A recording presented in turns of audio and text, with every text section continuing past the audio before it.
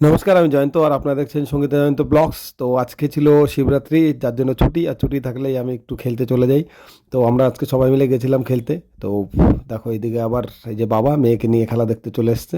ওই যে আমার স্টুডেন্টও আবার তো খেলা দেখছিল।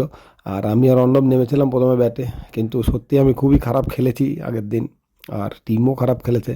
দিয়ে বাড়ি এসে আবার রেডি হয়ে গেছিলাম শিবরাত্রির জন্য।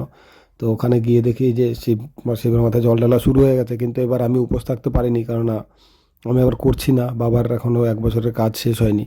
তো মনটা খুবই খারাপ ছিল, তো পরের বারে করব। আর গিয়ে দেখি এই যে ভাং বানাচ্ছে, আর এখন তো পুরোপুরি সব বন্ধ হয়ে গেছে। তো এইদিকে দেখো বল। তারপর কি এটা ব্লগ? হ্যাঁ, কি বলতেছেন বল। দিদি আসবে না দিদি? দিদি বল। তো তারপরে দেবরাজকে ফোন করেছিলাম, দেবরাজ এলো। দিয়ে আমরা সবাই বসে বহুত আড্ডা মারছিলাম, বসে বসে তাস খেলছিলাম সবাই মিলে।